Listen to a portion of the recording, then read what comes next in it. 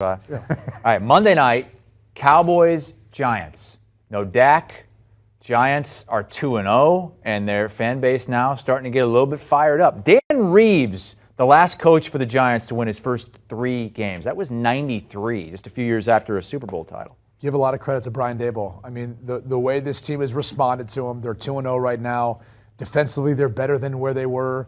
Offensively, Daniel Jones is playing some better football. It's really about Saquon. Saquon looks like the Saquon they drafted him to be, and he's in a good spot right now. I'm not sure what to think of the Dallas Cowboys. Last week, again, that's another game you can kind of chalk up and say, do they win that, 10 times if they play those scenarios over again? Probably not.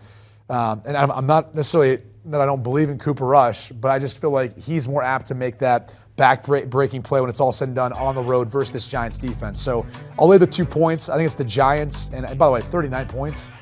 I'm not sure either of these defenses is that good that you can't put up over that combined score. So I'm going to take the over here.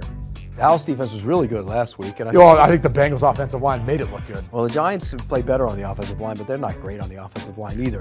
I think Dallas is going to go in there and win this game, and I think they'll do it the same way they beat the Bengals. They're going to run the ball and play good defense. And Rush will hit a couple shots down the field. I'm taking the Cowboys to win the game and cover the number. What would happen if Daniel Jones played Kirk Cousins on Monday night? Did you see that stat? Jones 0-8 in primetime games. Cousins with the worst Monday night record. They tie. Both of them would throw 3 picks and get sacked this season. As you look at this game, what are the keys for the Steelers? Well, let's start with those Steelers and a quick note on that run game. They've been trying to establish a run game, Jim, for the last 3-4 seasons, because as we began this year, the last 3 years aggregate, the worst rushing team in the NFL, the Pittsburgh Steelers. And I almost fall in my chair every time I even mention that stat, because that does not match up with who the Steelers are as a team, a franchise, a city, right? That toughness and not running the football makes no sense, but that's who they are, and they're trying to get there. The keys, as I see it, in this ball game is going to be their run defense. That means Tyson Alualu in the middle. That means Cameron Hayward, a defensive tackle who plays up and down the line of scrimmage, keying that run defense against Nick Chubb, against Kareem Hunt, against Ernest Johnson. Cleveland wants to run the ball. They have that identity, and they have 2 of the better guards in the league in Kevin Zeitler and Wyatt Teller. All right, so when it's going to be Joel Bitonio and Wyatt Teller. So when you have those guys inside going up against those big defensive tackles, immovable object and the force going against it. Let's see how that goes. But they're going to have to make sure they slow down the run defense. And then on offense, if you're Pittsburgh, you mentioned Mitchell Trubisky and the paltry amount of yardage downfield the ball's being thrown. That's got to change. You have got Deontay Johnson. You've got Chase Claypool. You've got the rookie George Pickens. You got Pat Freiermuth at tight end who can get downfield. That ball has to be thrown downfield. And I know Pittsburgh has dialed up a number of calls that way, but I feel like Mitchell Trubisky has been checking it down and not taking those shots. He's got to turn it loose and get those defenders back so that they can throw it underneath and start to gain some yardage that way. Right now, there's no one that's afraid of them downfield. If you watch people play, they're within 10 yards of the line of scrimmage except for maybe one deep defender, and that's about it. You've got to start trying to run past people, throw it up there, and give those big receivers a chance. So, Charles, fact is, had Nick Chubb just gone down instead of running for a 3rd touchdown, the Browns would have run out the clock and beaten the Jets. This is why 2,331 straight games, including the playoffs, had been won by the team up by 13-plus points in the final 2 minutes before last Sunday. While Jacoby Brissett hit on 81.5% of his passes, he did have that late pick that sealed the game for the Jets. That said, Charles, when you look at it from Cleveland's perspective, what are the keys for the Browns to get a W? Before I get into the keys, can you give me that number again? How many games? 2,331, including the playoffs. That's how many times teams had won when in the Browns' favor a week ago, and the Jets snapped that streak. And if I'm not mistaken, that streak goes back to 2001. And the last team who gave up a lead like that, the Cleveland Browns against Chicago. So it makes perfect sense, doesn't it? Which is the unfortunate part of the whole thing. Now let's get into the keys. Remember I talked about run defense for Pittsburgh? Yep. Well, let's just make it simple. Let's run offense for Cleveland. Okay, Kevin Stefanski is a head coach and a play caller. You know he loves to load up with the tight ends. I talked about those offensive guards that he has. Jack Conklin at right tackle. They like to beat up people, get into the 4th quarter and pound them. Nick Chubb found space, and as you mentioned, if he had just gone down or stepped out of bounds, game was over. But again, he broke off a big run late because of attrition. They just beat you up, and eventually they crack you on defense. That's going to be a big deal for them. I think it's got to be 40 carries or more for their running backs in this one to control this ball game and try and take away Pittsburgh's will on defense, although you never truly take away the Steelers' will. They're just not built that way.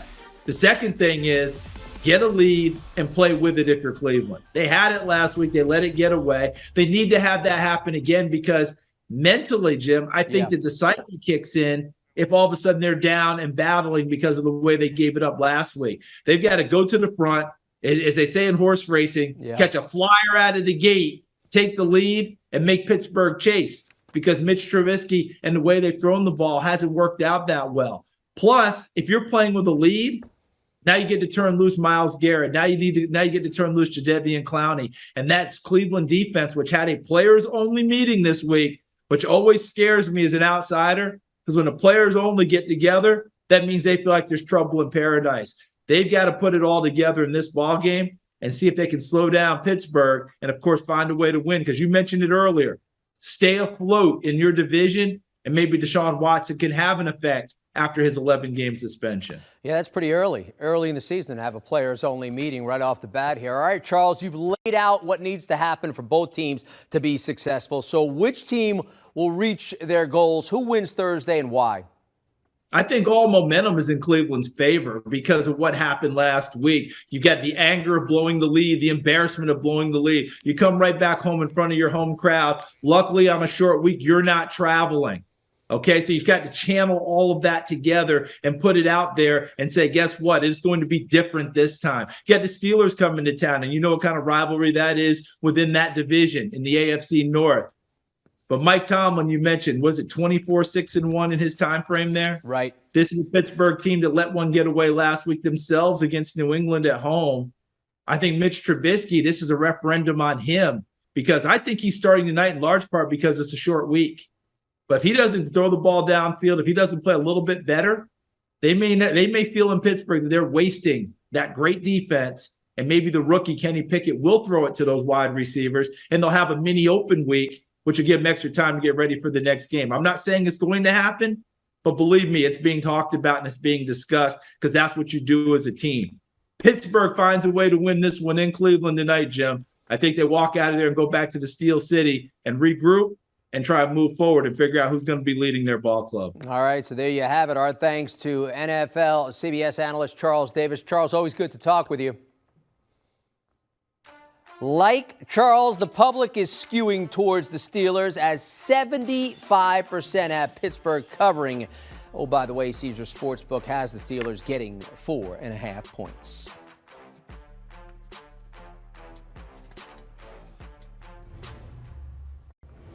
Let's welcome in senior Sportsline analyst Larry Hartstein and CBS Sports NFL writer Tyler Sullivan to talk more Thursday night football. Steelers at Browns. Larry, you tweeted about this earlier today. TJ Watt destroyed the Browns last season. The reigning defensive player of the year racked up 5.5 sacks, 11 tackles, and a fumble recovery. No TJ tomorrow night. How does that affect your bet?